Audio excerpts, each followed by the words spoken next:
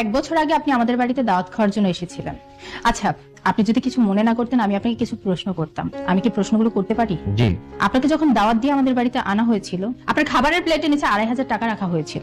আপনি কি টাকাটা সত্যি সত্যিই চুরি করেছেন? জি। আপনি একটা মৌলবি হয়ে এরকম ভাবে টাকা চুরি করেছেন? আপনি কি জানতেন না আমি আপনাকে পছন্দ করি? আমার ভাইয়ের মাধ্যমেও আমি আপনাকে বিয়ের প্রস্তাব দেওয়ার চেষ্টা করেছি। আর যেহেতু আমি আপনাকে বিয়ে করব, আপনাকে বিয়ে করার আগে আমি আপনাকে একটা পরীক্ষা করতে চেয়েছি। আপনি সামান্য কয়েকটা টাকার লোভ সামলাতে পারেননি। আমি টাকাটা চুরি করি। আমি জানি আপনি আমাকে পছন্দ করেন। সেদিন আপনি আমাকে পরীক্ষা করার জন্য ওখানে 2,500 টাকা রেখেছিলেন। আমি বুঝতে পেরেছিলাম, আর আমিও আপনাকে পরীক্ষা করার জন্য সেই টাকাটা নিই। তবে আমি চুরি করি। টাকাটা আমি কোথায় রেখেছিলাম জানেন? আপনাদের খাবার টেবিলের ঠিক পাশে যে সেলফটা আছে, সেলফের উপরে কোরআন শরীফ ছিল।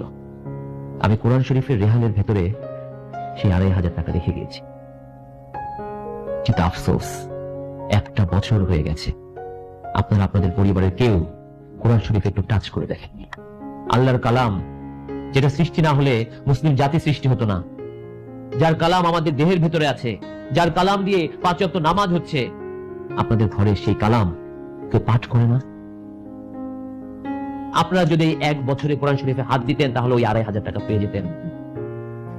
যে ঘরে কোরআন শরীফ পাঠ করা হয় না সেই ঘরকে বলা হয় মৃত ঘর, মুর্দার ঘর। আপনাদের তো বাবা মা নেই। আপনার বাবা মা কি পাচ্ছে? সুসন্তান রেখে গেলে সুসন্তানের আমলগুলো বাবা মা পায়। আর এই ঘরে তো কোরআন শরীফ পাঠ করাই হয় না।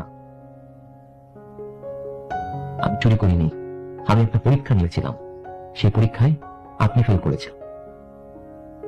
শুধু আপনি নয়, অসংখ্য পরিবার আছে, অসংখ্য ঘর আছে যে ঘরে কোরআন শরীফটা আমাদের একদম উঁচুতে রেখে দেওয়া হয়। বছরে 1 বার ধরা হয় কিনা জানি না। আমাদের টিভি, ফ্রিজ, ফার্নিচার প্রতিদিন মোছা হয়, কিন্তু আমাদের কোরআন শরীফের গিলাফের উপরে যে ময়লাটা পড়ে যায়, সেই ময়লাটা বছরে 1 বার কেউ পরিষ্কার করে কিনা সন্দেহ। আপনি করবেন আমাকে বিয়ে? আপনি আমার যোগ্যতম না। আমি যে আপনার দিকে তাকিয়ে আছি এটা পাপ আমাদের দৃষ্টিতে, কিন্তু আমি না তাকিয়ে কথাগুলো বলতে পারলাম না। আপনি আমাকে ক্ষমা করবেন, আপনিও ক্ষমা করবেন।